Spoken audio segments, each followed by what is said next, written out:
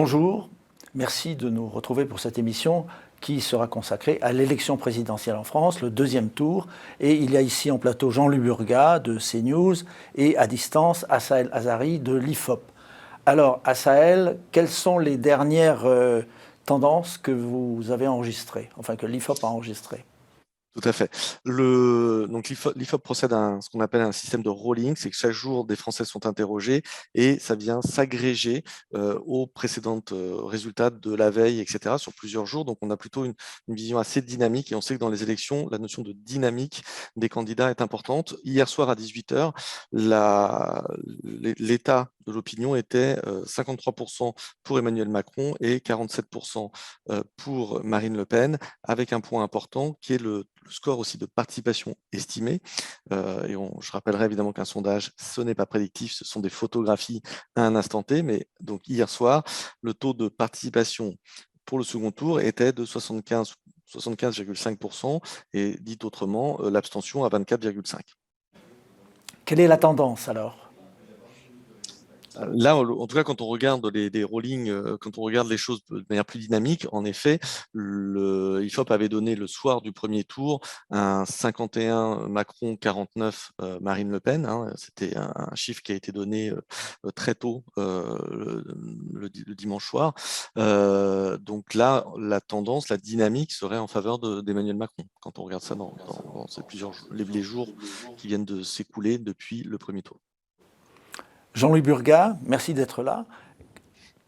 Quelle sera l'importance du débat de mercredi prochain dans cette élection? Pensez-vous que la marge est suffisante maintenant pour assurer une victoire du président ou que ce débat peut remettre en cause ces chiffres?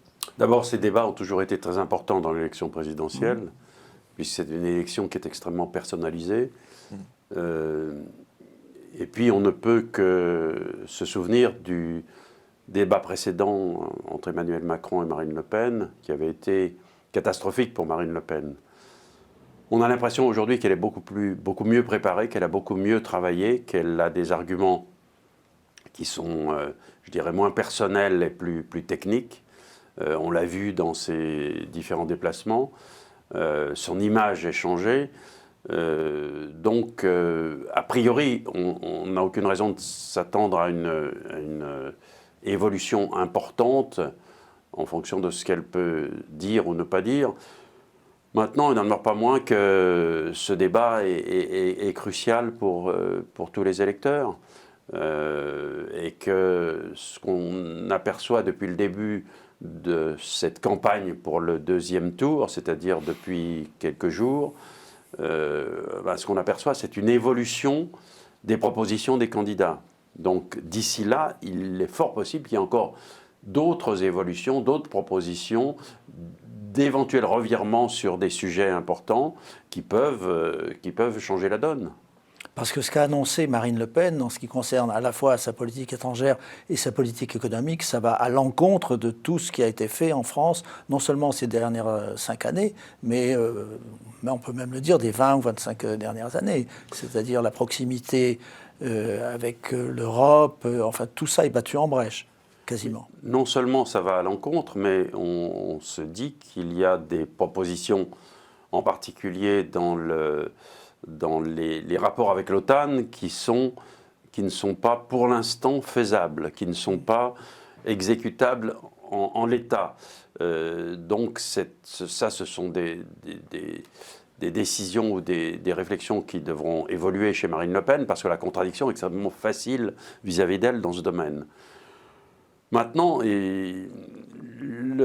la position de Marine Le Pen face à l'Europe, face à l'Alliance Atlantique, face à la Russie, ces positions sont effectivement des décisions qui engagent beaucoup la candidate dans une direction qui n'est bien entendu pas celle de son opposant, du président Macron. Donc là-dessus, il y aura certainement des explications complémentaires. La conférence de presse que Marine Le Pen a donnée hier, mercredi, sur ses relations extérieures, pose de nombreuses questions. Elle devra y répondre. Assaël, vous qui connaissez particulièrement bien les sondages et à la fois l'histoire des sondages et leur rôle social, pensez-vous que un tel débat peut faire l'élection? Et aussi une autre question à propos des sondages, est-ce que les résultats tels qu'ils sont donnés par les instituts peuvent-ils influencer les électeurs? C'est-à-dire que les gens qui étaient hésitants, s'ils voient que, par exemple, l'IFOP annonce que c'est Marine Le Pen qui a gagné, est-ce que ça peut les inciter à changer d'opinion et à voter pour Marine Le Pen? Alors, j'en suis convaincu, là c'est plus un sujet de conviction, mais il y a une critique depuis le milieu des années 70 qu'on doit à Bourdieu, hein, qui a écrit un texte assez fondateur qui s'appelle L'opinion publique n'existe pas, et qui est assez brillant, objectivement, qu'on aime ou qu'on n'aime pas Bourdieu, ce texte est assez brillant, et il décrit un peu ce mécanisme-là de fabrication des opinions, d'influence de l'opinion par l'opinion, et donc en effet, on peut considérer, par exemple, que là, pour le premier tour, la notion de vote utile face à des sondages a été renforcée. D'ailleurs, l'IFOP a très très bien évalué les deux premiers. Hein, les scores étaient très très près de la réalité sur les deux premiers. Le petit décalage, il a eu lieu sur le score de Valérie Pécresse et de Jean-Luc Mélenchon, qui l'un a bénéficié de ce vote utile, et en effet, peut-être aussi du fait des sondages préalables, le disant en capacité d'être au second tour. Et même chose, Valérie Pécresse, elle a subi le non-vote utile ou le vote utile en faveur d'Emmanuel Macron. Mais donc voilà, les sondages étaient très, ceux d'IFOP et ceux des confrères également, hein, très, très proches sur les bords sur l'ordre, voilà. Sur les deux premiers, sur les scores des deux premiers, la petite, les deux bémols, c'était sur Mélenchon, Jean-Luc Mélenchon et Valérie Pécresse, où là, le vote utile s'est opéré en faveur ou en défaveur, selon. Mais probablement, en effet, que le sondage a eu son importance dans l'influence. Et encore une fois, dans les sondages, ce qui est intéressant, c'est pour ça que le système de rolling, cette quotidienneté, là, sortir de l'image instantanée pour essayer d'avoir une vision plutôt dynamique. Je pense quand même que les dynamiques, donc ce qui serait intéressant, c'est de voir dans quelle dynamique les deux finalistes sont ou entrent dans ce débat du deuxième tour. Voilà, dans quel moment, et on verra dès le lendemain s'il y a une inflexion ou pas, et l'impact du débat, mais qui peut être réel, Jean-Louis Burgat, quelle est votre opinion sur les sondages et sur leur rôle, ou ce que dit Assaël Haddari? Incontestablement, il y a une influence des sondages sur ce qu'on vient d'entendre, sur ce qu'on appelle le vote utile. Il est certain que, en fonction de la position des différents candidats, les électeurs, s'ils veulent faire élire quelqu'un, vont bien entendu glisser leur voix en direction d'un candidat qui a la possibilité d'arriver au pouvoir.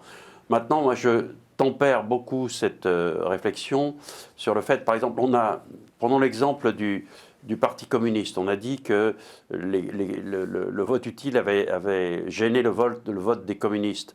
J'en suis pas aussi sûr que ça. Je pense que dans chaque parti, dans ces petits partis, et en particulier dans le Parti communiste, il y a une sorte de noyau dur qui n'aurait pas beaucoup bougé plus que ça, parce que ce sont des militants convaincus, quelle que soit la destinée de leur candidat, ils resteront auprès de ce candidat, ils voteront pour ce candidat. Donc le vote utile, effectivement, est une notion à examiner de près.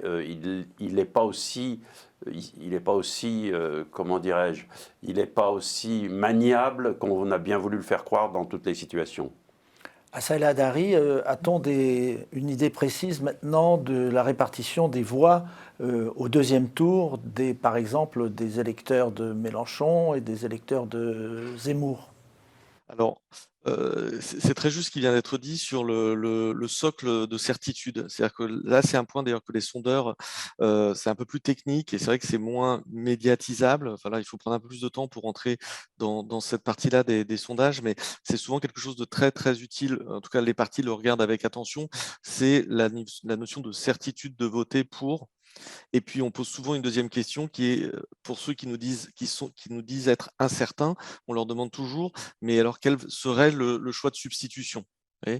Donc, c'est à partir de ces éléments-là d'équation qu'on arrive à un peu mieux comprendre ces fameuses dynamiques. Et en effet, pour Marine Le Pen, ça c'est un fait, elle a un socle très établi qui est souvent au-delà des 80%, voilà, de gens qui disent je vais voter pour elle et j'en suis certain, j'ai envie de dire quoi qu'il arrive, y compris, et vous avez raison quand vous parlez sur le Parti communiste, c'était aussi ça, même si c'est dans d'autres proportions en volume. Et quoi qu'il arrive, ça veut dire même quoi qu'il arrive lors du débat. Voilà. Quoi qu'il arrive lors du débat. Et donc, c'est un peu ces éléments de certitude. Alors, en effet, autant sur les électeurs de M. Zemmour, on peut considérer que c'est un acquis que la très, très, très grande majorité bascule vers Marine Le Pen. D'ailleurs, là, si je dépasse un peu mon rôle, je ne sais pas si ça embête pas un peu Marine Le Pen d'avoir ce soutien-là. Et en revanche, pour les électeurs de Jean-Luc Mélenchon, là, il y a beaucoup plus de fragmentation, avec une partie qui commence à être sur le nini. Voilà, le fameux nini, qu'on voit aussi parfois un peu chez des LR, chez certains, M. Wauquiez par exemple, qui a évoqué ça. Donc le nini pour, semble-t-il, un gros tiers, et puis ensuite le reste se répartit assez équitablement entre Macron et Marine Le Pen, à ce stade, à ce jour. Et je vous rejoins aussi sur ce qui a déjà été dit. C'est pour ça qu'un certain nombre d'annonces ou on va dire, d'inflexion des programmes ou de méthodes, parfois ça peut être aussi une inflexion de la méthode et pas simplement du programme, peut avoir un rôle dans ces 40%, dans la variation de ces 3 tiers, en gros, chez les électeurs de Jean-Luc Mélenchon. Jean-Louis Burgat, le fond de la question, le fond des programmes, est-ce que les programmes ont une grande importance pour la décision finale, ou finalement, est-ce que l'opinion se fait en général sur l'action passée, sur les déclarations passées, mais pas vraiment sur le programme actuel? Est-ce que les électeurs ont le temps de lire le programme, d'y réfléchir? Il y a 2 ou 3 sujets qui incontestablement sont au cœur de la réflexion des électeurs. Il y a bien entendu, on l'a vu, la retraite. Il y a, pour moi, je continue à le penser, il y a la situation en Ukraine qui peut évoluer, qui est une sorte de feuilleton tragique quotidien, qui fait réfléchir un certain nombre d'électeurs. Mais ce que je pense, ça c'est une réflexion très personnelle, mais je pense que cette élection est devenue tellement, l'élection présidentielle est devenue une élection tellement personnelle, tellement centrée autour d'un candidat et de sa personne, que les programmes sont presque secondaires d'une certaine façon. En tout cas, on l'a vu pour le premier tour. Le premier tour a été gagné par des personnes et non par des programmes. Valérie Pécresse, malgré un excellent programme, Anne Hidalgo, malgré un programme très intéressant pour la gauche, se sont écrasées. Elles ne sont pas écrasées à cause de leur programme, elles se sont écrasées à cause de la façon dont elles présentaient leur programme. C'est-à-dire, la personnalisation de cette élection a été extrême pour ce premier tour. Après, aujourd'hui, c'est vrai qu'il y a des sujets de débat entre Emmanuel Macron et Marine Le Pen qui sont importants.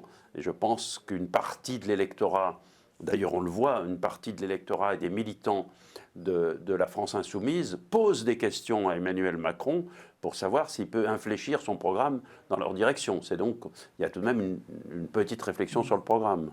Dans la perception de la personnalité des 2 candidats, comment opérez-vous? C'est-à-dire, quelles sont les qualités sur lesquelles vous interrogez les personnes qui sont sondées, et comment est-ce que cela se traduit-il dans l'image que vous donnez des 2 candidats?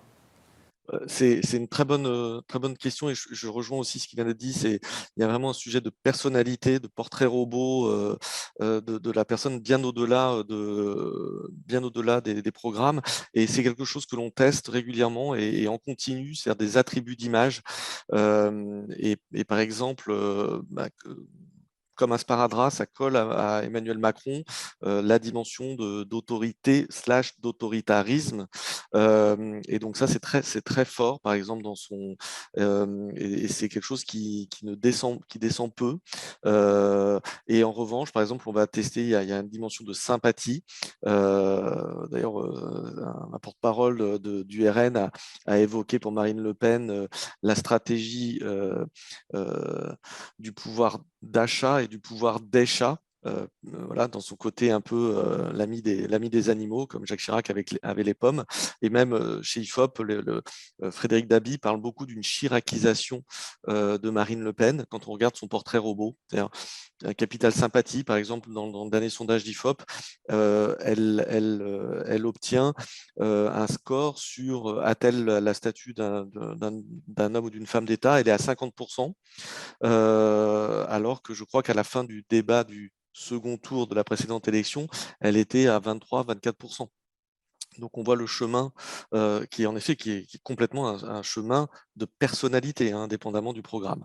En revanche, elle a encore, elle, son sparadrap qui est la notion de est-ce qu'elle fait peur, et je crois qu'on est à 52. Est-ce qu'elle vous inquiète? On est à 52% encore des Français qui l'associe à une crainte, à une peur. Donc vous voyez, mais c'est en effet, on suit ça, et là encore, les dynamiques depuis même des décennies, on suit, alors pas pour Emmanuel Macron évidemment, mais on suit ces dynamiques d'image individuelle, parce qu'en effet, ça fait une grande partie de cette élection présidentielle. C'est pas du tout la même chose sur législative, évidemment. Voilà. Jean-Louis Burga, est-ce que l'image d'Emmanuel Macron peut encore changer vis-à-vis étant donné qu'il est déjà au pouvoir déjà depuis 5 ans, est-ce que son image peut encore s'améliorer ou en tout cas s'altérer avant ce deuxième tour? En tout cas, il essaye. Oui. Il a démarré une campagne à 200 à l'heure. Il avait fait une première partie de sa campagne de façon quasi inexistante. Il n'était pas là. Il disait qu'il s'occupait de son travail de président de la République et d'Européen convaincu. Là, il est plus que présent, il est presque dans l'excès.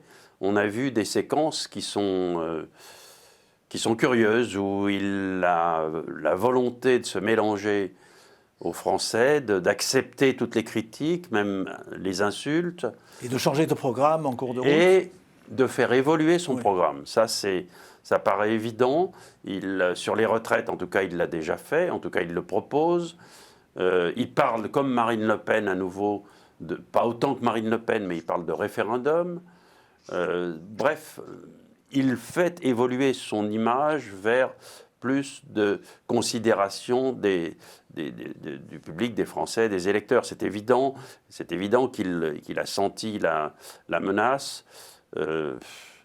Donc, oui, son image est en train d'évoluer. Je ne suis pas persuadé, si ces confrontations un peu irrespectueuses se multiplient, je ne suis pas persuadé que ce soit très positif pour son image. Il est aujourd'hui président de la République, qu'il le veuille ou non. C'est un président de la République qui se promène en France. C'est un président de la République qui rencontre les foules. Et l'irrespect vis-à-vis du président de la République est toujours mal ressenti.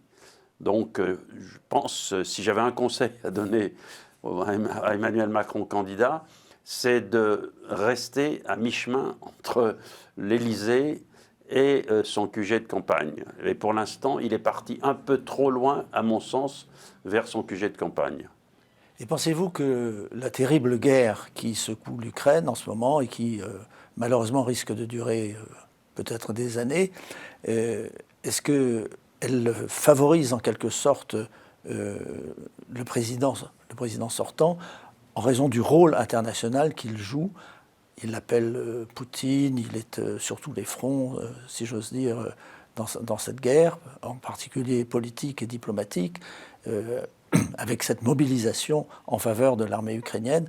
Ça joue quand même en sa faveur, alors que d'un côté et de l'autre côté, Marine Le Pen avoue qu'elle a reçu un prêt d'une banque russe pour sa campagne, qu'elle veut changer les relations entre la France et la Russie, qu'elle ne veut plus rester dans l'OTAN tel qu'il est. C'est quand même deux mondes opposés, là, qui s'affrontent. Dans les jours qui ont suivi l'invasion de l'Ukraine, c'est-à-dire, si mes souvenirs sont bons, le 24 février dernier, on a eu l'impression que Emmanuel Macron était l'homme fort de l'Europe, en tout cas l'homme fort, celui qui pouvait parler à Poutine, celui qui pouvait éventuellement faire reculer Poutine ou réfléchir Poutine. Et puis, on peut se poser la question aujourd'hui de sa véritable stature dans ce conflit. On a vu que le président des États-Unis parlait peu mais parlait bien. On a vu, alors je pense que Emmanuel Macron n'avait pas la possibilité de le faire, mais le président des États-Unis et le Premier ministre britannique sont allés sur place. Enfin, Biden n'est pas allé véritablement en Ukraine, mais il est allé sur la frontière. Et ils ont pris une position qui, effectivement, aujourd'hui, est aussi importante, en tout cas dans ce conflit, est aussi importante que celle d'Emmanuel Macron. Alors, c'est vrai qu'au début, on a cru qu'Emmanuel Macron que cette situation allait beaucoup le favoriser. J'en suis moins sûr aujourd'hui. En revanche, les positions de Marine Le Pen permettent de se poser plus de questions. Marine Le Pen a tout de même 2 ou 3 choses accrochées à ses basques qui continuent à être gênantes. Les prêts que lui ont accordés les Russes, sa façon de ne jamais nommer Poutine. Vous avez entendu, elle parle de la Russie, mais elle ne dénonce jamais Poutine. Bref, il y a une sorte de zone grise dans le discours de Marine Le Pen vis-à-vis de la Russie qui, parce que là, 95% des Français, bien entendu, sont du côté des Ukrainiens, il y a ces zones grises chez Marine Le Pen qui risquent, à mon sens, peut-être de poser quelques problèmes.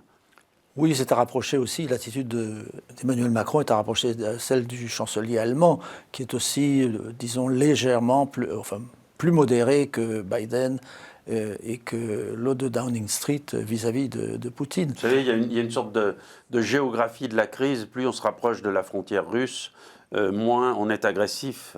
Oui, plus on a de gaz et moins on est agressif. Voilà, oui. Et puis quand on est à 6 ou 8 000 km comme les Américains, c'est vrai qu'on ne voit pas ce conflit de la même façon.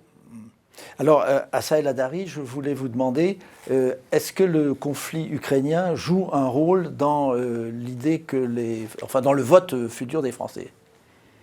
Alors, ça, c'est une bonne question. Et je pense que quand on n'a pas l'info, il faut oser dire qu'on n'a pas l'info, puisque là, je suis là pour essayer de présenter des données. C'est extrêmement, en tout cas là, je n'ai pas d'éléments probants, chiffrés pour aller dans un sens ou dans un autre.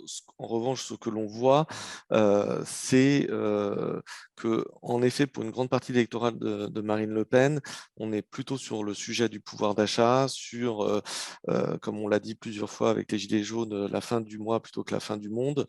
Et voilà, sans dire qu'une guerre, mais qui pourrait être atomique, est aussi un sujet de fin du monde comme le climat. Vous voyez, par exemple, les sujets climat sont assez loin pour l'électorat du Rassemblement national. Donc, voilà, on peut considérer qu'il y a un éloignement des thématiques qui fait que ça...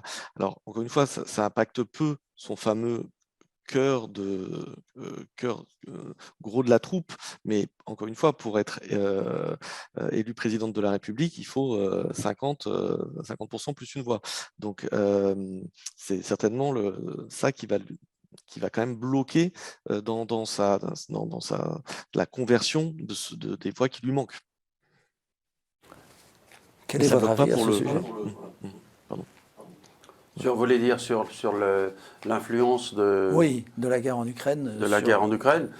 Parce qu'il y a quand même une peur, même si on n'a pas de chars russes aux portes. Moi, je continue à dire qu'effectivement, Marine Le Pen a tout intérêt à éclaircir son discours sur la guerre en Ukraine, sur l'invasion de l'Ukraine. D'ailleurs, elle ne dit jamais invasion de l'Ukraine, elle dit guerre, ce qui n'est tout de même pas exactement le cas.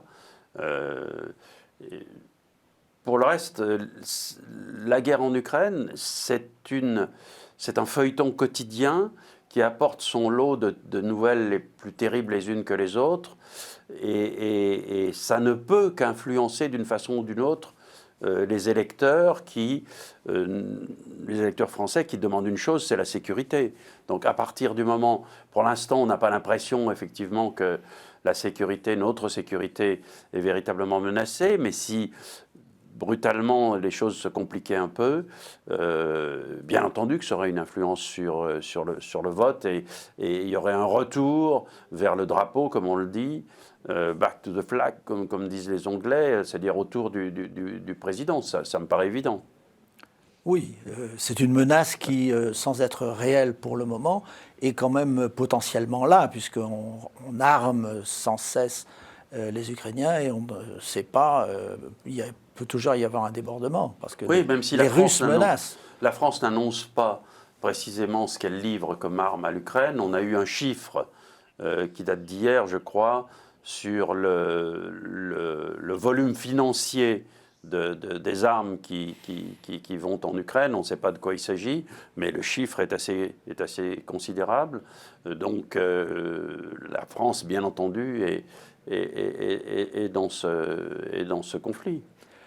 Merci beaucoup Jean-Louis Burgat. Nous allons regarder le débat de la semaine prochaine avec attention. On en reparlera. Merci beaucoup à Salah Dari d'avoir accepté de participer à cette émission. Merci à vous de l'avoir suivi et à bientôt.